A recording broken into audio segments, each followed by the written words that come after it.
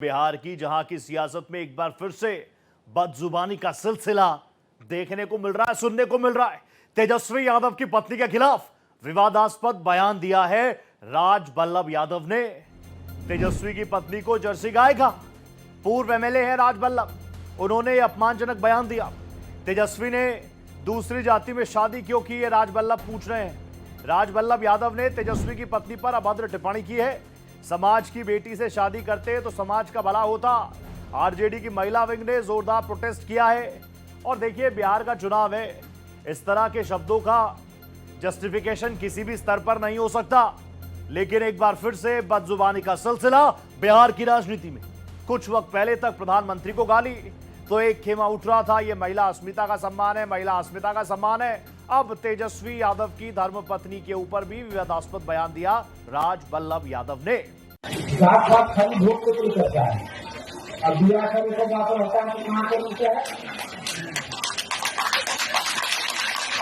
अरे लोगों जाके जिनसे रोटी को उनका कल्याण होता नहीं है। जी लोगों को हरियाणा पंजाब को लाने की खबर लाभ है तो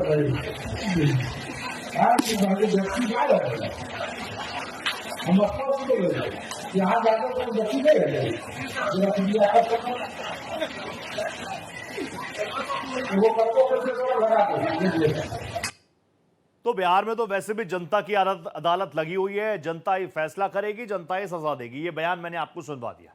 देखिए, बिहार में एनडीए और महागठबंधन दोनों ही खेमों में सीट बंटवारों को लेकर खींचतान का सिलसिला जारी है। जहां एनडीए में जेडीयू बिहार में बड़े भाई बड़के भाई की भूमिका में अग्रसर है, ऐलान कर चुकी है, तो वहीं भारतीय जनता पार्टी 2020 के विनिंग फॉर्मूले को रखकर ही सीट बंटवारा, सीट शेयरिंग चाहती है। इस बीच एनडीए में सीट बंटवारे से पहले चीफ मिनिस्टर नीतीश कुमार ने अपने उम्मीदवारों के नामों का घोषणा करना भी शुरू कर दिया। तो वहीं महागठबंधन सीट शेयरिंग को लेकर कांग्रेस और आरजेडी दोनों अपनी अपनी गोटियां सेट करते हुए नजर आ रहे हैं। रिपोर्ट देखिए।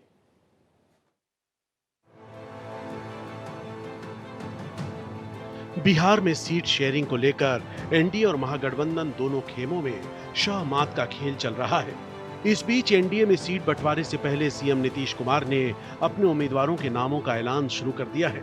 नीतीश कुमार ने बक्सर के राजपुरा सीट से जेडीयू उम्मीदवार के तौर पर पूर्व मंत्री संतोष निराला का नाम घोषित कर अपने तेवर दिखा दिए हैं।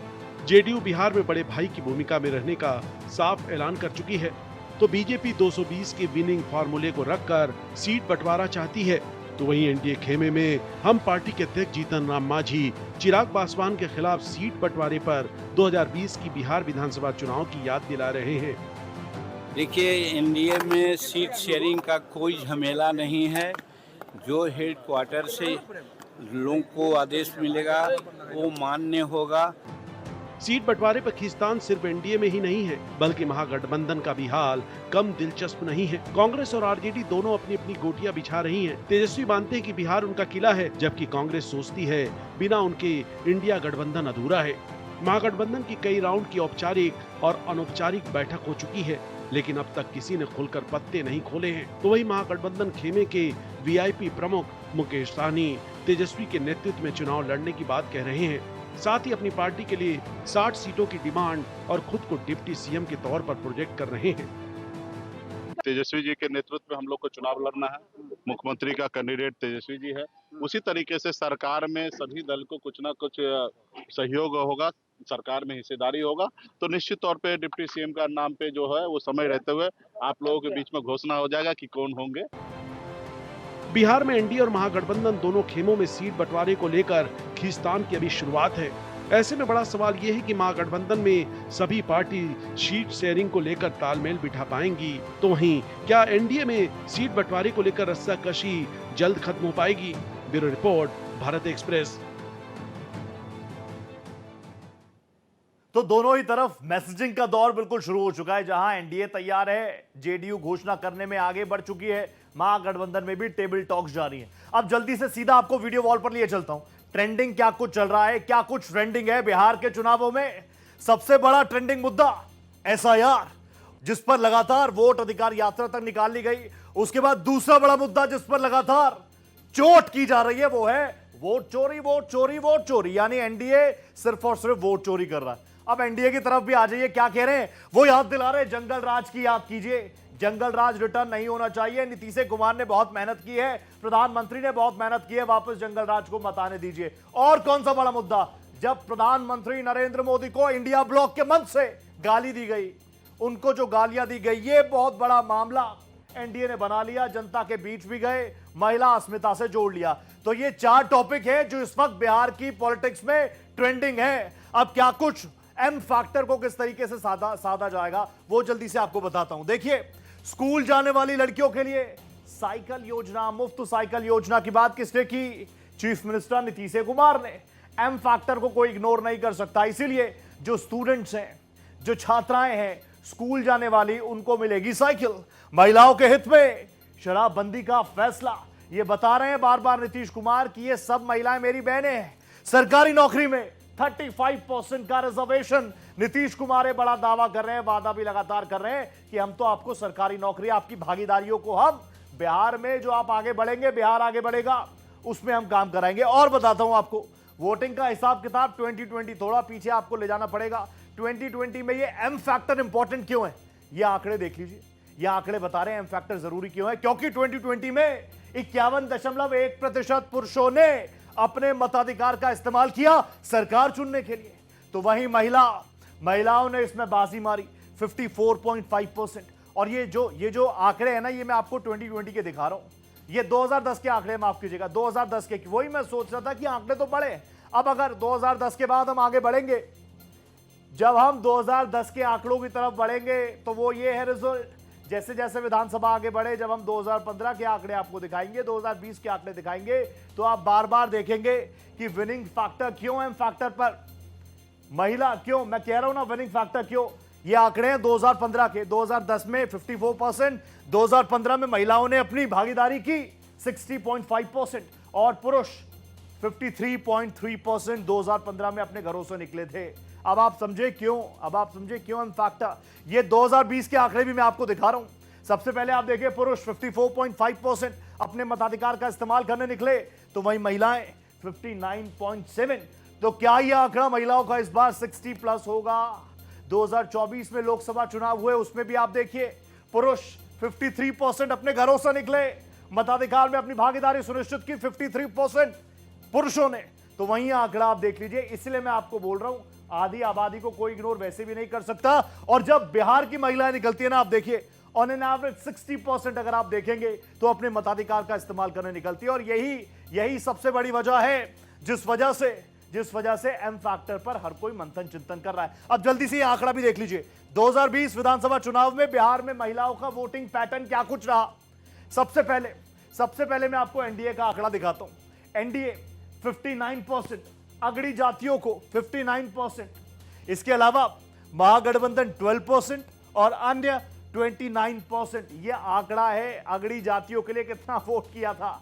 अब यादव फैक्टर भी आपके सामने रख रहा हूं। आप जानते हैं पहले तो एम वाई यानी मुस्लिम यादव, अब महिला यादव, उसमें भी आप देखिए तो यादवों का एनडीए 5%, महागठबंधन का यह आंकड़ा 2020 के चुनावों में 82% और अन्य के खातों में गया 13। इसीलिए इस एम वाई समीकरण को आरजेडी बिल्कुल पकड़ कर बैठी है कि भैया ये तो हमारा ही वोट बैंक है।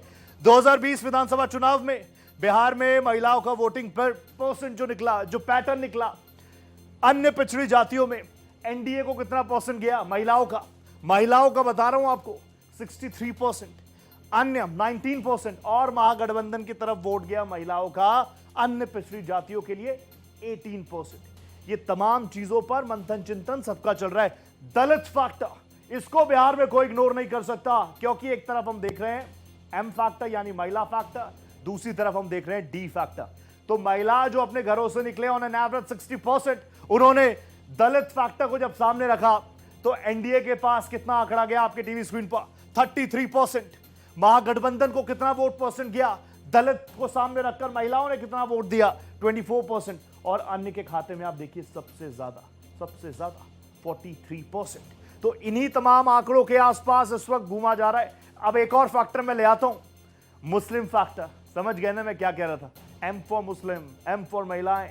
और ऐसे में जब एनडीए को वोट प्रतिशत गया बहुत कम हो गया देख लीजिए, 6% एनडीए, 74% महागठबंधन और 20% अन्य। तो ये फैक्टर MY, चाहे आप डबल MY, M2Y कर लीजिए, ये सारी चीजें सामने आ रही है।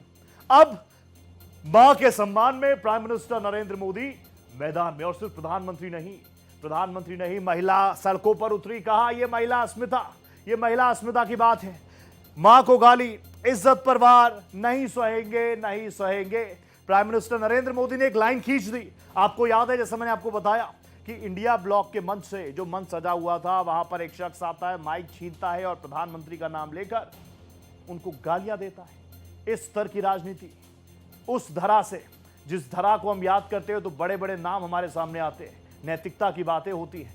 यहां पर आप देखिए प्रधानमंत्री ने कैसे इस पर वार किया। उन्होंने कहा सिर्फ मेरी मां का नहीं, देश की मां, बहन और बेटियों का अपमान किया गया है। इसका जवाब आने वाले चुनावों में सरकार को तो मिलेगा ही, जनता जवाब दे देगी महागठबंधन के नेताओं को। प्रधानमंत्री आगे कहते हैं कि मुझे तकलीफ हुई है, देश को तकलीफ हुई है। उस मां का क्या कसूर जो इस दुनिया में भी नहीं है। मां का सम्मान पूरे बिहार का सम्मान होगा और मां का अपमान पूरे बिहार का अपमान होगा। आरजेडी जैसी पार्टियां कभी महिलाओं को आगे नहीं बढ़ा सकती। आप समझ रहे हैं मैं सारी चीजें आपको क्यों बता रहा हूं। आपको याद होगा एम फैक्टर मींस महिला फैक्टर, और आज पूरे इस डिबेट, इस पूरे बुलेटिन में मैं आपको बताऊंगा कि इस एम फैक्टर पर हर कोई क्यों इस एम फैक्टर को अपनी तरफ करना चाह रहा है। अब देखिए विपक्ष पर कितने कटाक्ष। अब आप देखिए, मां को अपशब्द कहने की बात आई तो ये ग्राफ आप देख लीजिए, कितना बड़ा ग्राफ है।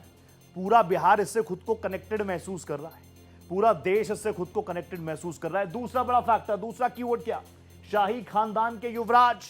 इस ग्राफ को भी आप देख लीजिए, सेकंड नंबर पर यही ग्राफ आ रहा है। यानी जो प्रधानमंत्री कह रहे हैं, प्रधानमंत्री विपक्ष के लिए जो कह रहे हैं, लोग उनके साथ खड़े नजर आ रहे हैं। It's all about social media. ये सोशल मीडिया का जमाना है और वहां पर यूथ कनेक्ट कर रहा है प्रधानमंत्री के शब्दों के साथ। इसके अलावा कामदार, प्रधानमंत्री ने हमेशा से कहा मैं तो कामदार हूं जी, ये तो सामने वाले नामदार हैं, इनके पास नाम है, इनके पास विरासत है, मैं अपने काम की वजह से आया हूं आपके बीच में।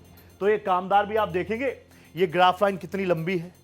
नामदार का जिक्र मैं कर ही चुका हूं। और आरजेडी का अत्याचार, ये विपक्ष पर प्राइम मिनिस्टर नरेंद्र मोदी एक एक करके कटाक्ष कर रहे हैं, जिसके साथ जनता कनेक्टेड महसूस कर रही है।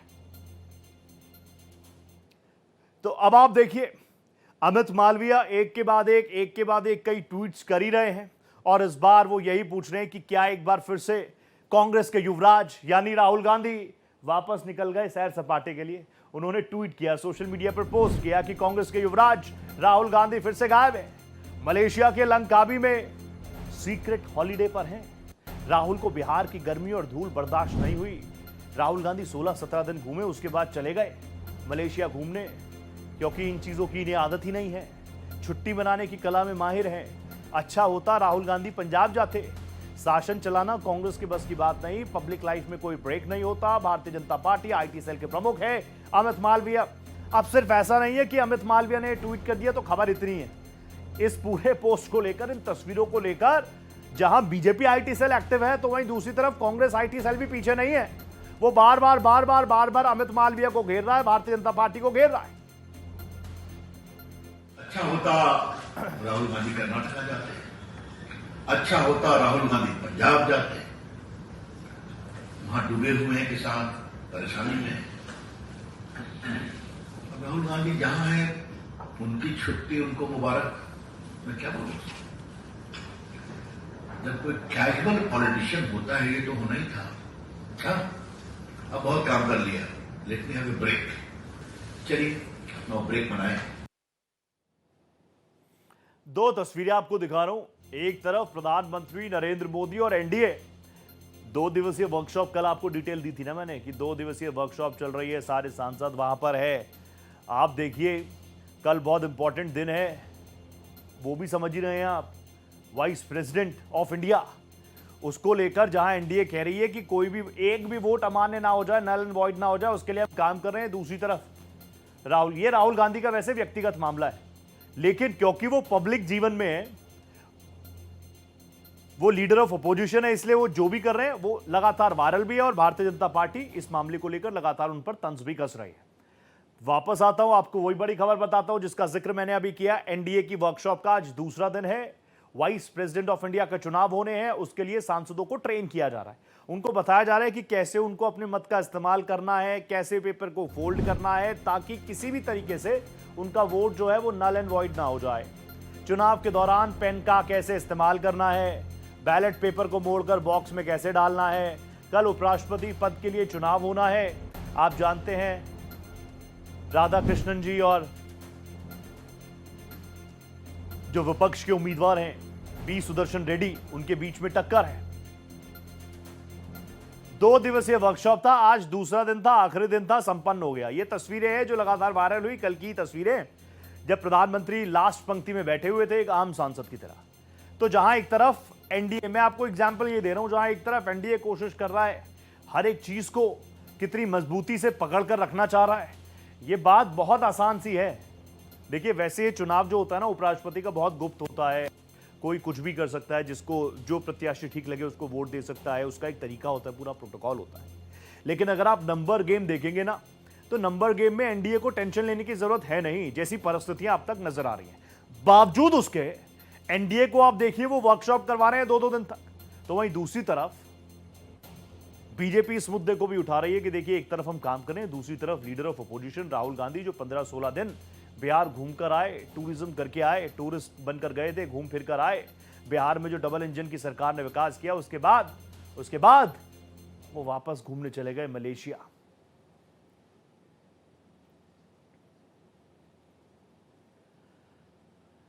तो 2 दिवसीय वर्कशॉप थी, संपन्न हो गई एनडीए की।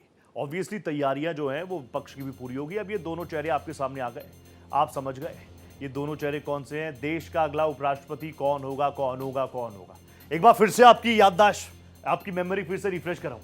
सीपी राधाकृष्णन जी जो कि वर्तमान में महाराष्ट्र के राज्यपाल हैं, उनको एनडीए ने अपना उम्मीदवार चुना है।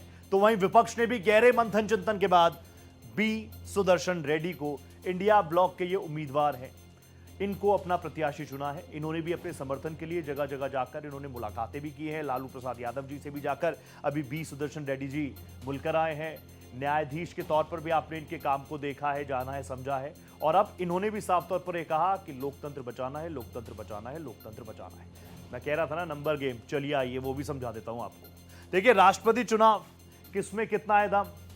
बहुमत का आंकड़ा सबसे पहले आपको बताता हूं। बहुमत का आंकड़ा कितना है, गौर से देखिए, 392, 392 वोट जिनको मिल गए वो वाइस प्रेसिडेंट ऑफ इंडिया बन गए। जी हां, तो इस नंबर गेम में सबसे पहले मैं आपको एनडीए की तरफ ले आता हूं। एनडीए की तरफ लोकसभा में 293 मेंबर्स, राज्यसभा में 130, 130 मेंबर्स। ये टोटल वोट कितना हो जाता है मुझे बताने की जरूरत नहीं है, 423, 423 ऑन एनडीए साइड। बहुमत का आंकड़ा कितना है, मैजिकल नंबर कितना है, 392। तो 423 और 392 इन दोनों में 31 वोट, 31 मेंबर ज्यादा हैं एनडीए के पास। इसके बाद भी 2 दिवसीय वर्कशॉप। दूसरी तरफ आइए, इंडिया ब्लॉक के पास क्या कुछ नंबर्स हैं। एक बार फिर से मैं स्टार्ट करूंगा 392 के साथ ही, 392 चाहिए। लोकसभा में इंडिया ब्लॉक के मेंबर्स हैं 234, 234। राज्यसभा में इनके पास आता है आंकड़ा 79, 79 का। दोनों को प्लस कर दीजिए, बहुत स्मार्ट जनता हमारी, प्लस कर दीजिए। कुल वोट हो गए, टोटल वोट्स हो गए 313, 79, 79 वोट कम है 392 तक पहुंचने के लिए। इसके बाद भी आप देखिए भारतीय जनता पार्टी एनडीए मेहनत कर रही है। स्ट्रेंथ मैंने आपको बता दी। कुल वोटर कितने होंगे, कुल वोटर 782, 782। बहुमत का आंकड़ा क्या है, 392। लोकसभा में एक बार फिर से एनडीए के मेंबर्स कितने हैं, कितनी स्ट्रेंथ है एनडीए की। स्ट्रेंथ 543 सीट्स, एक सीट अभी खाली भी है। अभी 542 सांसद हैं लोकसभा में टोटल। लोकसभा में टोटल 542 सांसद हैं, 542 वैसे 543 है, एक सीट अभी खाली है, तो 542 टोटल स्ट्रेंथ है लोकसभा की। Coming back to Rajya Sabha, Rajya Sabha में स्ट्रेंथ कितनी है, 245 सीट। इनमें 5 सीटें रिक्त हैं, 5 सीटें खाली हैं। तो अभी ये आंकड़ा है, स्ट्रेंथ जो है अभी राज्यसभा की वो है 240। तो एक तरफ आप देखिए 542 प्लस 240, ये है टोटल स्ट्रेंथ, टोटल स्ट्रेंथ। अब तैयारियों की भी बात करता हूं मैं, वापस से आई रिपीट में तैयारी कर रहा हूं, तैयारियों की बात कर रहा हूं। एनडीए लगातार चाह रहा है कि एक भी वोट 31 वोट ज्यादा हैं, 31 वोट ज्यादा हैं एनडीए के पास अपने प्रत्याशी को जिताने के लिए। बावजूद उसके एनडीए सांसद लगातार 2 दिन, आज संपन्न हो गई है वर्कशॉप, 2 दिनों की ये वर्कशॉप थी। कहां पर हो रही थी? संसद परिसर में हो रही थी। मकसद क्या था? उपराष्ट्रपति चुनाव में एक भी वोट, एक भी मेंबर का वोट खराब ना हो, नल एंड वॉइड ना हो। वोटिंग की सही ट्रेनिंग दी गई। 2 दिवसीय वर्कशॉप थी एनडीए की, जहां पर एनडीए के तमाम मेंबर्स, अब पहले दिन क्या कुछ रहा मैं आपको बताता हूं। 2 दिवस थी ना, आज संपन्न हो गई। पहले दिन क्या कुछ फोकस रहा? पहला सत्र रहा आत्मनिर्भर भारत, स्वदेशी Bharat, ease of doing business, युवा शक्ति, रोजगार। पहले सेशन में इन तमाम मुद्दों पर मंथन चिंतन किया गया कि एनडीए कैसे आगे बढ़ रही है। कई स्टेट्स में भी बीजेपी की सरकार है, डबल इंजन की सरकार है, काम कैसे चल रहा है। दूसरा सत्र क्या है? सोशल मीडिया का प्रभावी प्रयोग, सकारात्मक तरीके से आप सोशल मीडिया का कैसे इस्तेमाल करेंगे। फर्स्ट डे ये 2 सेशन थे। दूसरे दिन यानी जिस दिन कंप्लीशन होना था, संसदीय समिति की कार्यवाही का महत्व क्या है यह बताया गया। तीसरा सत्र, चौथे सत्र में आप जानते हैं पीएम सूर्य घर योजना 16, ये बड़ा प्रोजेक्ट है, ड्रीम प्रोजेक्ट है। इसके अलावा सागरीय, ग्रामीण, शहरी क्षेत्र, इन चीजों को लेकर जो सरकार की योजनाएं हैं, जन कल्याणकारी योजना, वो किस तरीके से अलग अलग स्टेट्स तक पहुंच रही हैं। तो ये 4 सत्र थे, 2 अलग अलग दिनों में ये संपन्न हो गए। ये वर्कशॉप आज खत्म हो गई है और कल है इम्तिहान का दिन। अब आप देखिए, इसमें पहले दिन प्रधानमंत्री नरेंद्र मोदी का स्वागत किया गया। क्यों? क्योंकि जीएसटी रिफॉर्म, एनडीए सरकार कह रही है जीएसटी रिफॉर्म 2.0 आ गया है। तो पहले जीएसटी के आंकड़े क्या थे वो आपके सामने रखता हूं। पहले 4 स्लैब हुआ करते थे, 5, 12, 18, 28, ठीक है, 4 स्लैब हुआ करते थे। अब 5 और 18% रह गए हैं। 12% और 28% वाले स्लैब को खत्म कर दिया गया है। ऑन अ ब्रॉडर प्रोस्पेक्टिस मैं आपको बताऊं, पहले जहां 4 स्लैब थी, अब 3 स्लैब है। 2 तो मैंने आपको दिखा दिया, 5%, 18%, और जो तीसरा स्लैब है वो है सिम, जो कि है 40% का, जो कि luxurious product, tobacco products, alcohol, इन पर लगेगा। तो ये जीएसटी रिफॉर्म और त्योहारों से ठीक पहले ये बड़ा तोहफा एनडीए सरकार का। बड़ी खबर आ रही है वोटर रिवीजन पर। सुप्रीम कोर्ट में सुनवाई। आधार को 12वां दस्तावेज माना जाए। आधार पहचान का प्रमाण है, नागरिकता का नहीं। आधार कार्ड को 12वें दस्तावेज के रूप में मान्यता दी जाए, यह इलेक्शन कमीशन ऑफ इंडिया के लिए फैसला है। आधार नागरिकता का प्रमाण नहीं माना जाएगा। बिहार एसआईआर पर सुप्रीम कोर्ट का यह बड़ा फैसला। ईसी की जानकारी वेबसाइट पर पब्लिकली पब्लिश किया जाए, सार्वजनिक किए जाए। तो अब तक 11 डॉक्यूमेंट्स थे, जिसको लेकर बड़ा बवाल भी मचा। इसके अलावा